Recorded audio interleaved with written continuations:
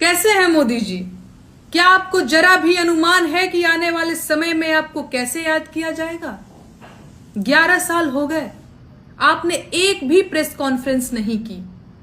आपने सिर्फ अपने मन की बात सुनाई। आप मुझे बताइए कि आप अपने देशवासियों से बातचीत क्यों नहीं करना चाहते?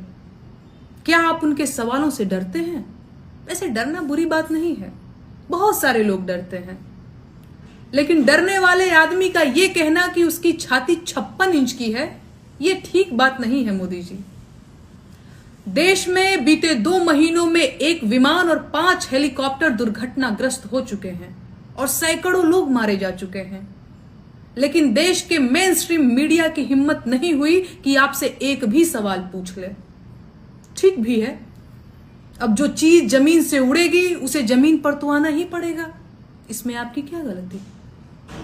गुरुत्वाकर्षण बल का दोष है, ग्रेविटी जिम्मेदार है, और फिर जिसने जन्म लिया है उसे एक ना एक दिन मरना ही पड़ेगा, और आग का तो धर्म ही है जलाना। तो कुल मिलाकर जो कुछ भी हुआ उसमें आपका कोई दोष नहीं है, आप निश्चिंत रहिए।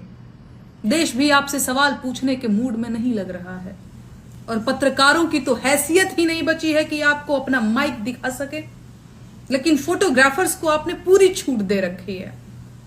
विमान के दुर्घटना स्थल की आपकी तस्वीरें पूरे देश ने देखी। क्या शानदार एंगल था सर, कैसे कर लेते हैं आप? अच्छा, तस्वीरों से याद आया कि पूरे देश ने मणिपुर की भी तस्वीरें देखी थी, वायरल वीडियोस भी देखे। मणिपुर से तो आपका पुराना रिश्ता था ना, अब क्या हुआ? मणिपुर में औरतों की नंगी परेड निकाली गई, आंखें निकाली गई, गले काटे गए, घर फूके जा रहे हैं, और आप बिहार में रैली कर रहे हैं। क्या आपका काम सिर्फ भाजपा का चुनाव प्रचार करना है? देश कौन संभालेगा भाई? मणिपुर इसी देश में है ना, मणिपुर में आपकी ही पार्टी है ना, उसकी तबाही की जिम्मेदारी आप लोग क्यों नहीं ले रहे हैं? क्या हुआ बेटी बचाओ का? क्या बेटी बचाओ सच में एक चेतावनी थी कि बेटी बचा के दिखाओ? देश का महिला आयोग भी एकदम सन्नाटा मारे हो, और महिला बाल विकास मंत्री भी मणिपुर की महिलाओं के लिए कुछ नहीं कहना चाहते। कहां है वो दरबारी कवि और गायक जो सरकार से मेरे एक सवाल पर जवाब में अपनी कविताएं और गीत उगलने लगे थे? मणिपुर पर भी कविता लिखिए, गीत गाकर बताइए ना, बताइए मुझे कि मणिपुर में क्या है। मुझे पता है आप नहीं बताएंगे। जानते हैं मोदी जी, मणिपुर में जो हुआ और जो हो रहा है वो राष्ट्रीय शर्म की बात है, लेकिन मणिपुर को लेकर जो सरकार का रवैया रहा है वो उससे भी बड़ी शर्मिंदगी की बात है।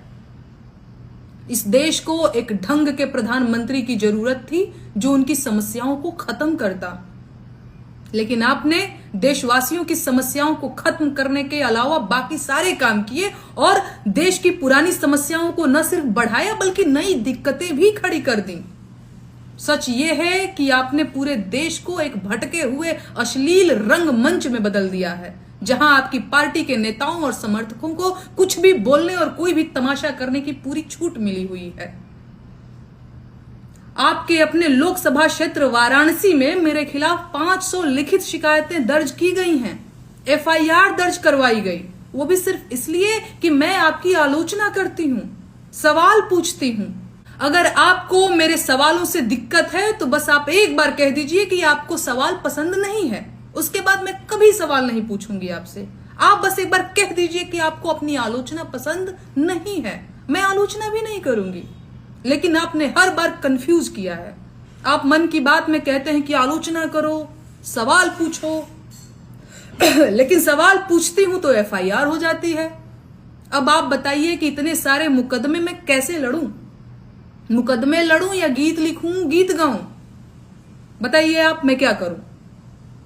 अमेरिका में जिस तरह से भारतीय छात्रों को अपमानित किया जा रहा है, उसके लिए आप अमेरिका से कब सवाल पूछेंगे?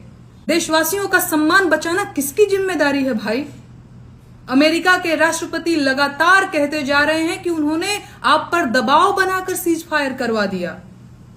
आप अमेरिका की बात का खंडन क्यों नहीं कर रहे हैं? क्या आप सच में अमेरिका के आगे झुक गए हैं? आपको यह तो पता है ना कि आपके झुकने से देश का अपमान हो रहा है। आप देश का अपमान क्यों करवा रहे हैं मोदी जी?